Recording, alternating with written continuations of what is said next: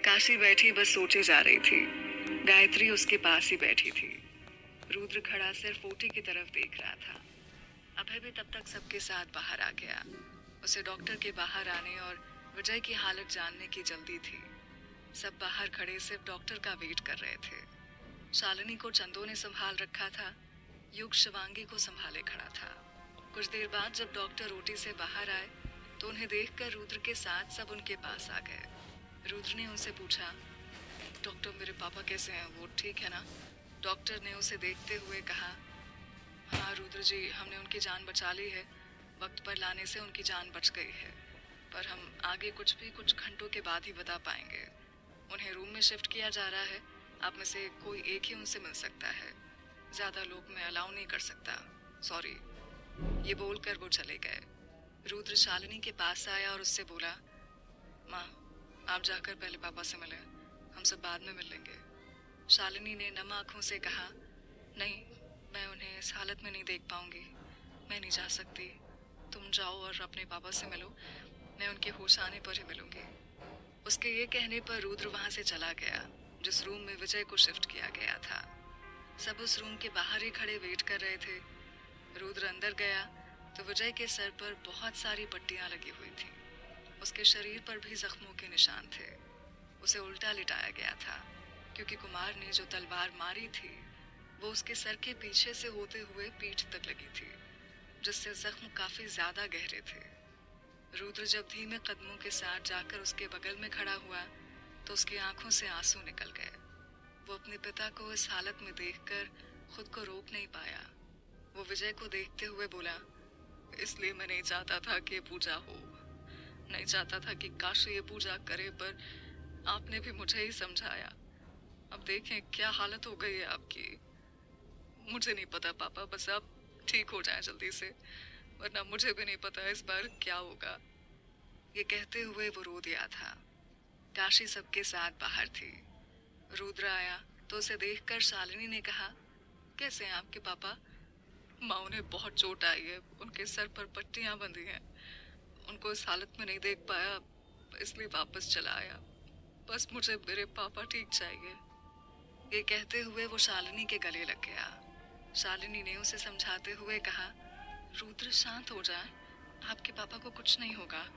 हम सब हैं ना उनके साथ, कुछ नहीं होने देंगे उन्हें।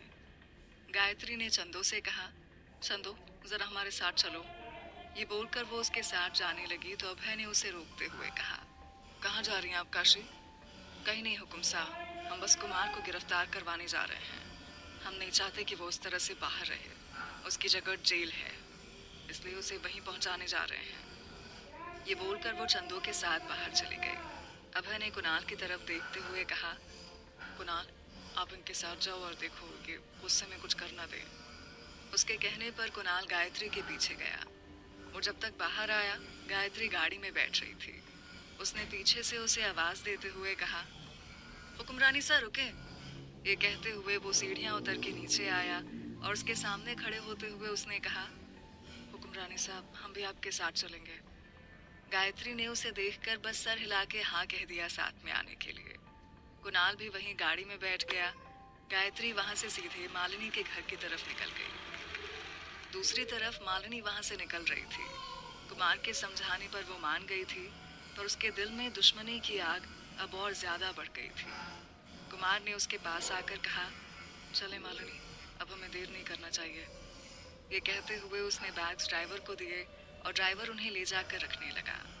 मालिनी ने महल को देखते हुए कहा, मैं यहाँ से बस कुछ वक्त के लिए जा रही हूँ, पर मैंने अपनी दुश्मनी ख़त्म नहीं की है और ना ही ख़त्म करूँगी। मैं इसे कभी नहीं भूलने वाली। वापस आऊँगी मैं, और तब इन सब से अपने पिता और अपने बेटे की मौत का बदला लूँगी। इन्होंने जो मुझसे लिया है वो बहुत कीमती था, और जब आऊँगी तब मैं इन सब से इनकी कीमती चीज़ को लूँगी और ये कुछ नहीं कर पाएंगे। हाँ, जो तुम्हें करना हो कर लेना मालिनी, पर अभी यहाँ से निकलो, क्योंकि कभी भी कोई भी आ सकता है, इसलिए हमें निकलना होगा। चलो अब। ये बोलकर वो मालिनी का हाथ पकड़ के उसे लेकर वहाँ से बाहर आया और उसे गाड़ी में बैठने के लिए कहा। उसके कहने पर मालिनी अंदर बैठ गई। कुमार भी आकर उसके बगल में बैठ गया। कुमार मालिनी को लेकर वहाँ से निकल गया। उसके जाते ही गायत्री सबके साथ वहां पहुंची। उसने देखा नौकर महल को बंद कर ताला लगा रहा था। ये देखकर गायत्री ने उस नौकर से पूछा, आप ताला क्यों लगा रहे हैं इस महल में? कहाँ है सब? नौकर ने ताला लगा के उसे देखते हुए कहा, जी सब चले गए, अभी कुछ वक्त हुआ, मालकिन मालिक के साथ निकल गई। कहाँ गए हैं, कुछ बताया? गायत्री के पूछने पर नौकर ने कहा, जी हमें नहीं पता, बस मालिक मालकिन को लेकर चले गए। अच्छा हम चलते हैं। ये बोलकर वो नौकर चला गया। उसके जाने के बाद गायत्री ने कहा, मतलब ये है कि कुमार मालिनी को लेकर राजस्थान छोड़ रहा है, क्योंकि उसे पता था कि हम यहाँ जरूर आएंगे। देखते हैं कहाँ तक छुप सकते हैं दोनों।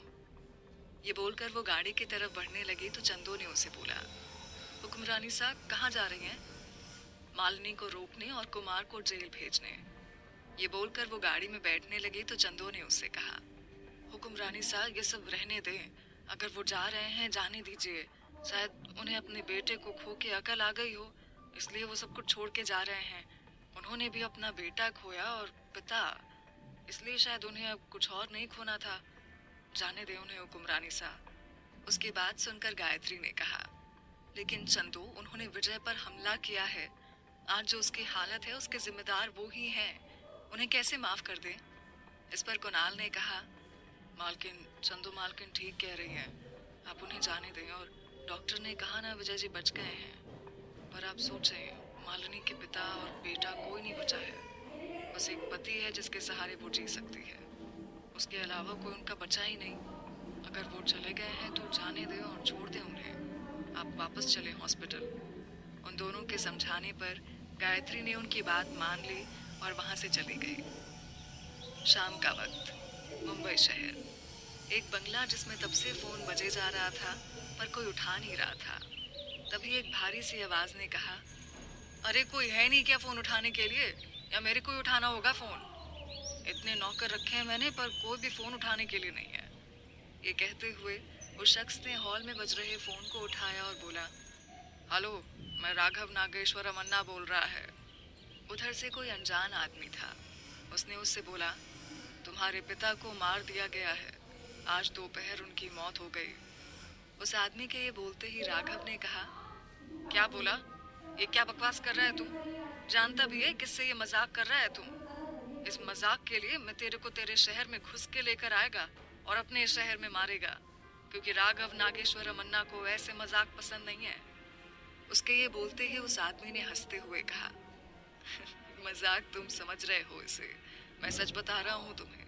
और तुम्हारे पिता को मारने वाला अभय प्रताप सिंह का परिवार है, जो राजस्थान का हुकुम सा है, और उसी के परिवार ने तुम्हारे पिता को बहुत बेरहमी से मार डाला। अब इसे सच मानना है या झूठ, ये तुम पर है। मैं फोन रखता हूँ। राघव ने उससे कहा, कौन है तुम? हेलो कौन है? वो पूछे जा रहा था पर उधर से फोन कट चुका था।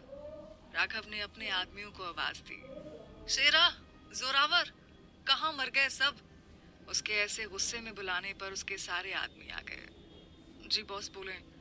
ये कहते हुए सब वहां खड़े हो गए। राघव ने सबकी तरफ देखते हुए कहा, मुझे अभी कॉल आया कि पापा को किसी अभय प्रताप सिंह ने मारा है। पता करो इसमें कितनी सच्चाई है, क्योंकि अगर ये सच हुआ तो अभय प्रताप सिंह को नहीं पता उसने किससे दुश्मनी मोल ली है। मैं उसे जान से मार डालूंगा और साथ में उसके परिवार वालों को भी। जाओ अब। उसकी बात सुनकर वो सब चले गए। राघव ने उनके जाने के बाद खुद से कहा, अगर ये सच निकला और मेरे अप्पा को कुछ भी हुआ होगा तो मैं तुमको नहीं छोड़ेगा अभय प्रताप सिंह। तब तुम इस राघव नागेश्वर मन्ना से लड़ोगे और मैं तुम्हारे साथ तुम्हारे परिवार तक को खत्म कर दूंगा। ये बोलकर वो अपने कमरे की तरफ चला गया। दूसरी तरफ हॉस्पिटल में सब खड़े विजय के होश में आने का वेट कर रहे थे। रुद्र बस विजय के रूम के आगे खड़ा एक टक उधर ही देखे जा रहा था। तभी गायत्री और चंदू कुणाल के साथ पहुंच गए। उन्हें देखकर अभय उनके पास गया और उनसे बोला, क्या हुआ, वहां सब ठीक तो था? गायत्री ने कहा, हमारे पहुंचने से पहले वो लोग जा चुके थे। मतलब वो राजस्थान छोड़ के चले गए। चलो कोई नहीं, भूल जाओ उन्हें अब काशी, और अपनी बेटी को संभालो, इस वक्त वो ठीक नहीं है। अभय के ये बोलने पर गायत्री उसके पास चली गई। कुछ देर बाद डॉक्टर विजय को देखने आए तो रुद्र ने उससे पूछा, सर काफी देर हो गया पर पापा को होश नहीं आया है, ऐसा क्यों है? डॉक्टर ने उससे कहा, आप यहीं रुके, मैं देख कर बताता हूँ। ये बोलकर डॉक्टर रूम में चले गए नर्स के साथ। बाकी सब वहीं खड़े इंतजार कर रहे थे। डॉक्टर जब विजय को देखकर बाहर निकले तो अभय ने पूछा, कैसे हैं विजय, ठीक है ना वो? डॉक्टर ने उनसे बोला, उन्हें अभी तक होश नहीं आया है, आप सब सुबह तक वेट कर लें। अगर इन्हें होश नहीं आया तो ये कोमा में भी जा सकते हैं। हमने अपनी पूरी कोशिश कर ली है। ये बोलकर डॉक्टर वहां से चले गए। रुद्र ये सुनकर शॉक्ड हो गया। शालिनी की तो जैसे जान अटक गई। चंदो ने उसे संभाला। सब अब बस सुबह होने का इंतजार कर सकते थे। युग, शिवांगी, कुणाल और सिया चारों ही बाहर बैठे थे। सिया ने तीनों को देखकर कहा, रुद्र जी बहुत गुस्से में दिख रहे हैं मुझे। वो तो पहले से इस पूजा में बैठना नहीं चाहते थे और ना ये पूजा चाहते थे, और अब ये सब हो जाना। अगर राजा साहब को कुछ भी हुआ तो मुझे नहीं लगता रुद्र जी काशी दीदी को माफ करेंगे। मुझे डर लग रहा है कहीं वो गुस्से में ऐसा वैसा कदम ना उठा ले। इस पर शिवांगी ने कहा, किसी को कुछ नहीं होगा और ना भैया भाभीसा को कुछ कहेंगे। वो भाभीसा से बस बात नहीं कर रहे हैं। देखना तुम, जैसे पापा होश में आएंगे तो सबसे पहले भैया ही भाभीसा के पास जाकर उन्हें गले लगा लेंगे। वो भाभीसा से बहुत प्यार करते हैं सिया, वो कुछ भी गलत नहीं कर सकते भाभीसा के साथ। युग ने कहा, मुझे भी ऐसा ही लगता है। अभी रुद्र जी बस पापा को लेकर परेशान हैं, इसलिए दीदी से बात नहीं कर रहे हैं।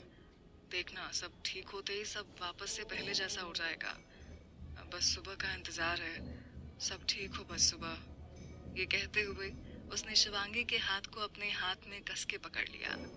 अंदर सब बैठे इसी सोच में थे कि सुबह सब ठीक होगा, पर कल सुबह का सूरज कौन सी रोशनी लेकर आएगा ये किसी को नहीं पता था।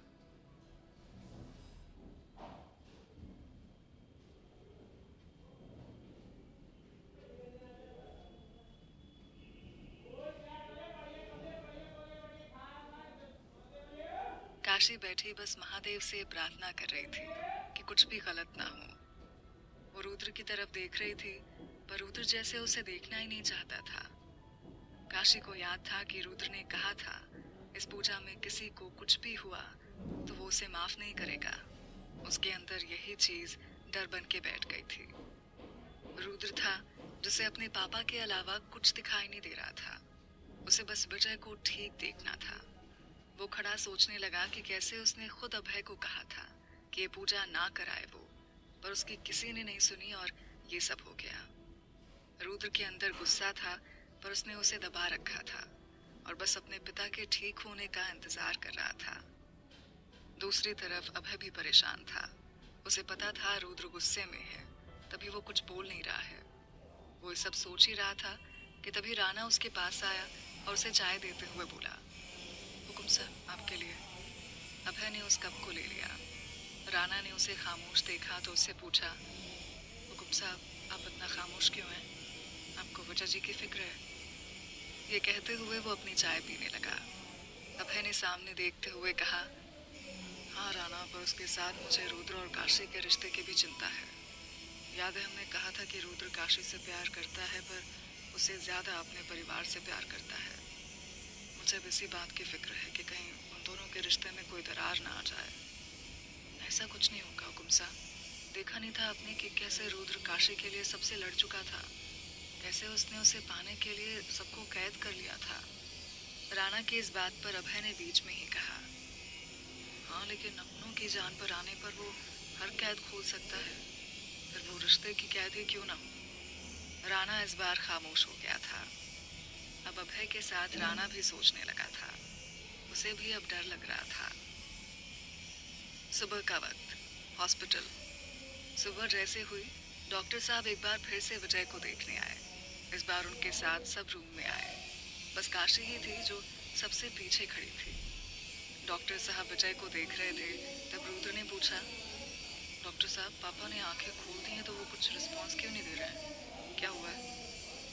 डॉक्टर सब ऑब्जर्व करके उन सब की तरफ देखते हुए बोले, सॉरी पर मुझे कहते हुए बहुत दुख हो रहा है कि राजा साहब कोमा में चले गए। वो आप सबकी बातें सुन सकते हैं, समझ सकते हैं, पर कोई रिस्पॉन्स नहीं दे सकते हैं। ये सुनते ही सब घबरा गए।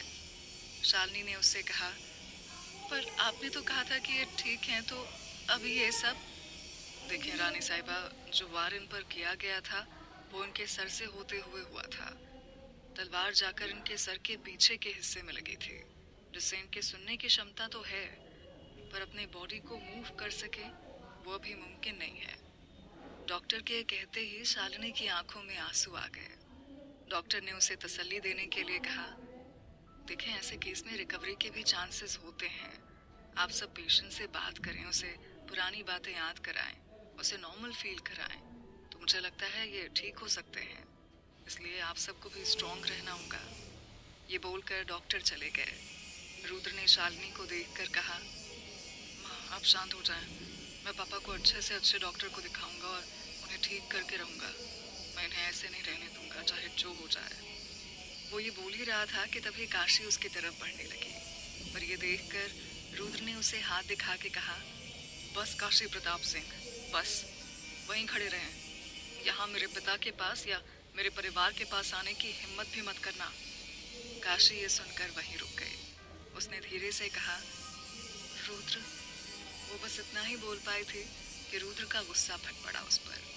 उसने उसे गुस्से वाली नजरों से देखते हुए कहा, क्या रुद्र काशी जी, अब आपको रुद्र दिखाई दे रहा है? तब मैं आपको दिखाई या सुनाई नहीं दे रहा था जब मैंने इस पूजा को ना करने के लिए कहा था? जब मैं पागलों की तरह तुमसे और तुम्हारे हुक्म पिता से कह रहा था कि ये पूजा मत कराओ, पर उस वक्त सबने उल्टा मुझे ही समझाया, पर किसी ने मुझे समझा नहीं। सबने कहा काशी बहुत बहादुर है, हम सब हैं। हाँ, काशी जी बहादुर हैं, पर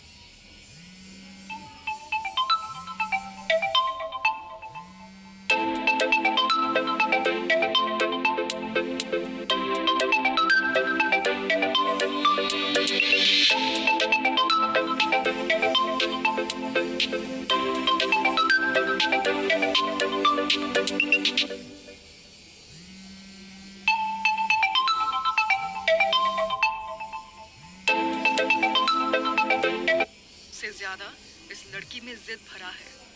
आखिर गई तो अपने पिता पर ही है ना। बार बार कहता रहा मैं तुमसे काशी, मत करो ये पूजा। पहले सारे दुश्मनों को हटा दो, उसके बाद करो ये पूजा। मैं खुद तुम्हारा साथ दूंगा। पर उस वक्त भी तुम्हें तुम्हारी जिद, तुम्हारे पापा की कही बात ही दिखाई दी। उसके आगे तुम्हें कुछ कहाँ दिखता है?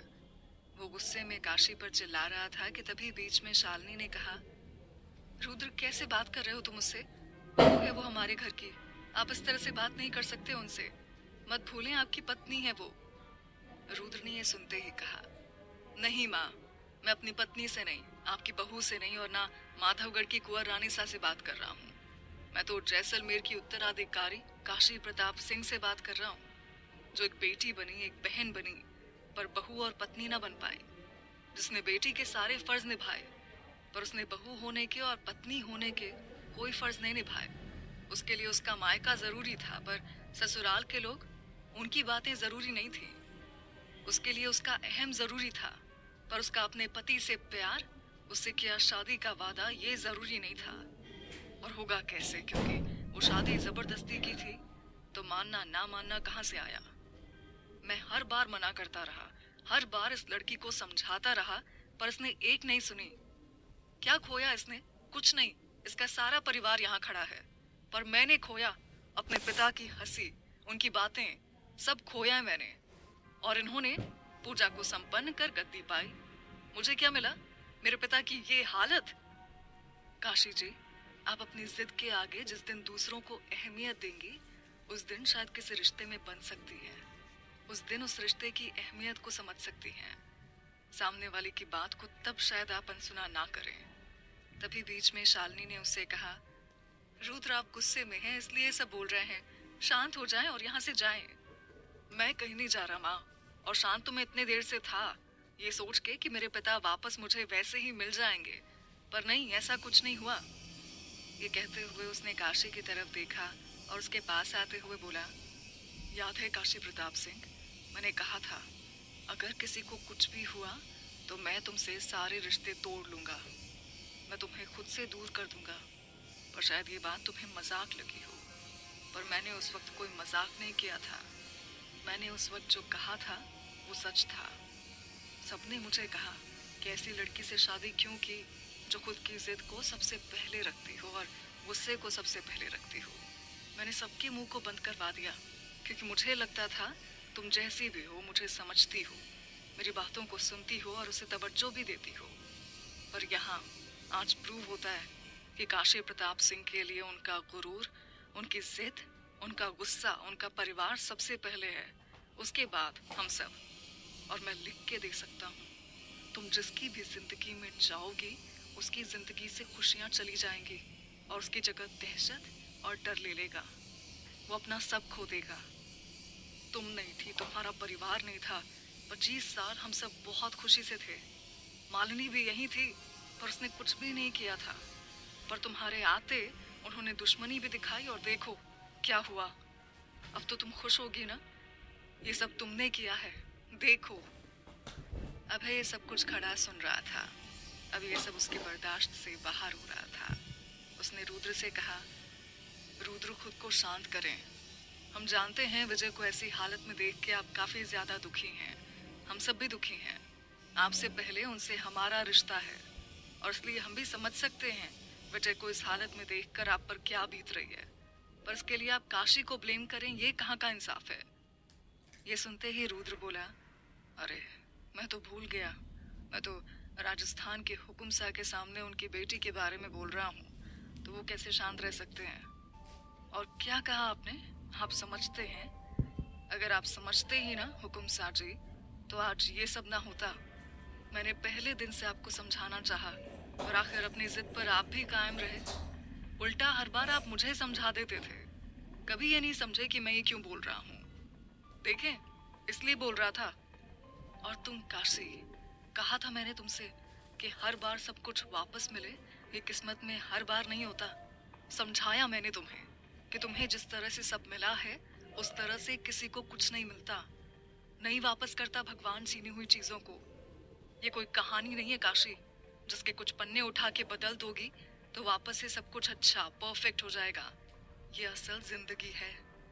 मना करता रहा मैं तुम्हें, पर तुम अपनी जिद पर कायम रही। आज देखो क्या किया तुमने। खुद को देखा है इस वक्त आपने? मैं दिखाता हूँ, आए। ये बोलकर उसने काशी को कमरे में लगे शीशे के सामने ले जाकर खड़ा कर दिया और उससे बोला, देखें खुद खुद के कपड़ों पर लगे इस खून को, जो इस वक्त आपके गुलाबी लिबास को लाल कर चुका है। हाथ देख रही हैं? खून का लाल रंग अभी तक आपके हाथों पर है, जिसने मेहंदी के रंग को फीका कर दिया है। ये है आपका रूप, जिसे मैं इंसान का नहीं जानवर का रूप कहूंगा। रुद्र कहते जा रहा था और काशी खुद को शीशे में खड़ी बस निहारे जा रही थी। उसने खुद को देखा तो वो भी एक वक्त के लिए चौंक गई। उसने काशी को अपनी तरफ मोड़ के उससे बोला, मैं नहीं चाहता कि आप या आपका परिवार मेरे परिवार के आसपास भी भटके। मैं नहीं चाहता कि तुमसे या तुम्हारे परिवार से मेरा कोई रिश्ता हो। ये बोलकर उसने उसके मांग का सिंदूर मिटा दिया और खुद उसके गले से मंगलसूत्र तोड़ के फेंक दिया। ये होते ही सब दंग रह गए। काशी तो हैरान नजरों से रुद्र को देख रही थी। उसे समझ ही नहीं आया कि उसके साथ क्या हो रहा था। रुद्र ने उसकी आंखों में देखते हुए कहा, काशी रुद्रांग सिंह, मैं आपको आज से अपने नाम, अपनी पत्नी और माधवगढ़ की कुंवर रानीसा के दर्जे से आजाद करता हूँ। आज से तुम्हारा मेरा कोई रिश्ता नहीं है। आज से तुम माधवगढ़ में कभी कदम भी मत रखना, वरना मैं भूल जाऊंगा कि कभी तुमसे कोई प्यार था। मैं तुम्हें मारने में तब सोचूंगा भी नहीं। इसलिए सब यहाँ से निकल जाओ। ये कहते हुए उसने काशी का हाथ पकड़ा और उसे खींच के कमरे से बाहर कर दिया और खुद अंदर विजय के पास आ गया। काशी खड़ी ये सब बस बेसुध सी देख रही थी। उसने जो सोचा नहीं था वो हो रहा था उसके साथ। उसे जिस बात का डर था वो हो चुका था उसके साथ। रुद्र उससे रिश्ता तोड़ चुका था। वो धीमे कदमों के साथ हॉस्पिटल के कॉरिडोर में चली जा रही थी। गायत्री और बाकी सब भी उसके पीछे आए। काशी के कानों में रुद्र की कई बातें गूंज रही थी। तभी उसका सर घूमा और वो वहीं गिर गई। ये देखकर गायत्री चिल्लाई, काशी, ये कहते हुए वो उसके पास आई और उसका सर अपनी गोद में रख लिया। अभय और बाकी सब भी वहीं फर्श पर बैठ गए। युग ने काशी को देखकर कहा, दीदी, दीदी उठो। अभय ने उससे कहा, इन्हें कमरे में ले चलो, मैं डॉक्टर को बुलाता हूँ। ये बोलकर वो डॉक्टर को बुलाने चला गया और युग काशी को उठा के कमरे में ले आया।